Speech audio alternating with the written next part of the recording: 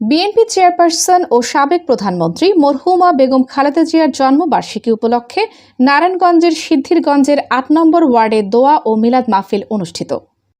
সিদ্ধিরগঞ্জের ৮ নম্বর word BNP ও অঙ্গ সংগঠনের উদ্যোগে এবং নারায়ণগঞ্জ মহানগর যুবদলের আহ্বায়ক কমিটির সদস্য আবুল বাশার বাদশাহ, আরমান ও অনির সার্বিক ব্যবস্থাপনায় এই দোয়া ও মিলাদ মাহফিলের আয়োজন করা হয়। অনুষ্ঠানের শুরুতেই মরহুমা বেগম খালেদা জিয়ার বর্ণাঢ্য রাজনৈতিক জীবন ও দেশের জন্য তার অবদানের কথা স্মরণ করা হয়। পরে তার রুহের মাগফিরাত কামনা করে বিশেষ দোয়া ও মোনাজাত অনুষ্ঠিত হয়। এ সময় উপস্থিত ছিলেন নারায়ণগঞ্জ ৩ আসনের এমপি আজহারুল ইসলাম মান্নানের রাজনৈতিক সচিব খায়রুল ইসলাম সজীব সহ বিএনপি এবং অঙ্গ ও সহযোগী সংগঠনের বিভিন্ন পর্যায়ের নেতাকর্মীরা। অনুষ্ঠানে বক্তব্য রাখেন খায়রুল ইসলাম সজীব। বক্তব্যে তিনি দেশের বর্তমান গ্যাস ও বিদ্যুৎ সংকটের বিষয়টি তুলে ধরেন। তিনি বলেন, বিগত স্বৈরাচারী সরকারের আমলে দেশের গ্যাস ও বিদ্যুৎ খাতে ব্যাপক অনিয়ম ও লুটপাট হয়েছে। এর ফলে সাধারণ মানুষকে নানা ধরনের ভোগান্তির মুখে পড়তে হয়েছে বলেও উল্লেখ করেন তিনি। খায়রুল ইসলাম সজীব আশ্বাস দিয়ে বলেন, দেশের গ্যাস ও বিদ্যুৎ খাতের চলমান সমস্যাগুলো দ্রুত সমাধানের উদ্যোগ নেওয়া হবে। আগামী দিনে সাধারণ মানুষ এসব সংকট থেকে স্বস্তি পাবেন বলেও আশাবাদ ব্যক্ত করেন তিনি।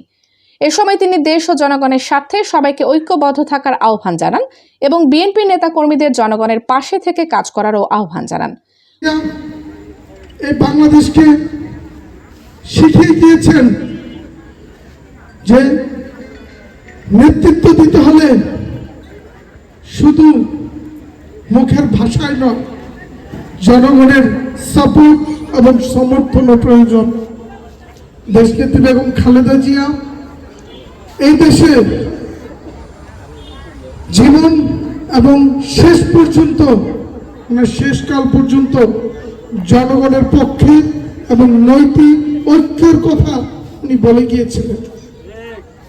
আমাদের মা শেষ পর্যন্ত যখন নাকি উনি হাসপাতালে ছিলেন, উনি আমাদের ঐক্য থাকতে বলেছিলেন এই বাংলাকে বাঁচার জন্য, এই বাংলাদেশকে ধ্বংস করার জন্য একটি সরকার যা নাকি কালো সরকার ছিল, যাদের নেতৃত্বে হয়েছিল 17 বছর গুম খুন নির্যাতিত, সেই সরকারকে দমন করার জন্য ঐক্যবদ্ধভাবে আমাদেরকে ছেড়েছিল উনি এগিয়ে নিয়ে যেতে, নেতৃত্ব দিতে।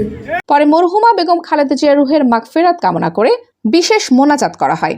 একই সঙ্গে দেশ ও জাতির শান্তি, সমৃদ্ধি এবং কল্যাণ কামনা করা হয়। দোয়া ও মিলাদ মাহফিলে স্থানীয় বিএনপি, যুবদল সহ অঙ্গ ও সহযোগী সংগঠনের নেতাকর্মী এবং বিভিন্ন শ্রেণী পেশার মানুষ উপস্থিত ছিলেন।